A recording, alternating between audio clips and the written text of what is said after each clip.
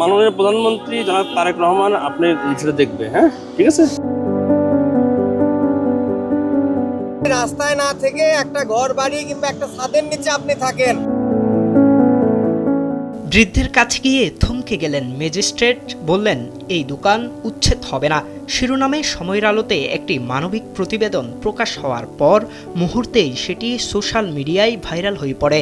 নানা সংস্থা, সংগঠন এবং ব্যক্তির কাছ থেকে ওই বৃদ্ধকে সহযোগিতা করার প্রতিশ্রুতি আসতে থাকে। এর মধ্যেই খবর আসে প্রধানমন্ত্রী তারেক রহমান বৃদ্ধ নাইমুদ্দিনের সঙ্গে কথা বলতে চান। আপনার থেকে সবসময় ফ্রি খাওয়াবে, হ্যাঁ হোটেলে যা টাকা লাগে সেটা আমরা দেব। বৃহস্পতিবার বেলা 11টা 13 প্রধানমন্ত্রী তারেক রহমান বৃদ্ধ নাইমুদ্দিনের সঙ্গে ফোনে কথা বলেন।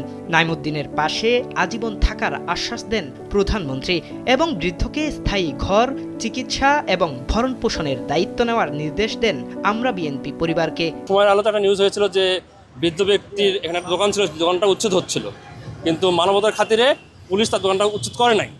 এরপর নিউজটা উনি মাননীয় প্রধানমন্ত্রী জনাব তারেক রহমান দেখেছেন। দেখার পরে আমাদের আমরা বিএনপি পরিবারের আহ্বায়ক আতিকুর রহমান ভাইকে নির্দেশ দিয়েছিলেন যে ওই বৃদ্ধ ব্যক্তির জন্য কিছু ব্যবস্থা করতে।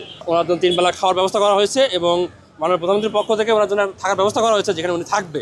তার জন্য চিকিৎসার ব্যবস্থা করা হচ্ছে, যেটুকু সম্ভব মাননীয় প্রধানমন্ত্রীর পক্ষে সব কিছু করা হচ্ছে, যাতে উনি একটু হলেও যেন সুস্থভাবে বেঁচে থাকতে পারে।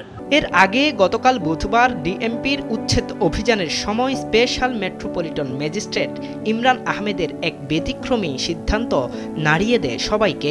চারপাশে ভাঙচুর চললেও মানবিক দিক বিবেচনায় নাইমুদ্দিনের ছোট্ট জীবিকার দোকানটি উচ্ছেদ না করার নির্দেশ দেন তিনি।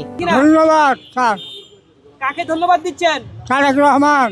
জানা গেছে প্রধানমন্ত্রীর পক্ষ থেকে বৃদ্ধের জন্য স্থায়ীভাবে একটি ঘরের ব্যবস্থা করা হচ্ছে। পাশাপাশি তার চিকিৎসা ও ভরণ পোষণের সম্পূর্ণ দায়িত্ব নেওয়া হয়েছে।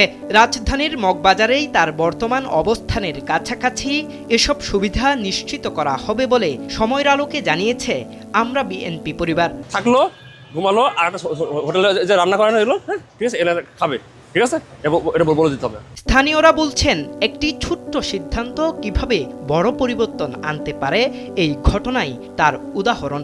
আমরা বলি যে উনি রয়েছে থাক, আপনারা কেন উৎসাহ করেন? রে এই কষ্টে আছে, যদি পারেন তাহলে আর উপকার করেন, আর না পারলে কিছু এগুলো দরকার নাই। মাননীয় প্রধানমন্ত্রীর উদ্দেশ্যে আমার খুব ভালো লাগছে এবং তার জন্য ধন্যবাদ। গরিবরা সহযোগিতা করতে আছে। অন্তরস্থল থেকে ধন্যবাদ, সে যেন এরকম মানবিক কাজগুলো করে যায় এবং মানুষের পাশে দাঁড়ায়। বৃদ্ধ নাইমুদ্দিনের চোখে এখন স্বস্তির ছাপ। দীর্ঘ অনিশ্চয়তার পর তিনি পেয়েছেন নিরাপত্তা, পেয়েছেন বেঁচে থাকার সম্পূর্ণ আশা। ধন্যবাদ তারেক রহমান, আমি খুব বিশ্বাস করি এবং ওনার আব্বাকেও আমি খুব বিশ্বাস করি। আইন ও মানবতার মেলবন্ধনের যে দৃষ্টান্ত তৈরি হয়েছিল উচ্ছেদের দিন, তা এবার পূর্ণতা পেল রাষ্ট্রীয় সহায়তায়।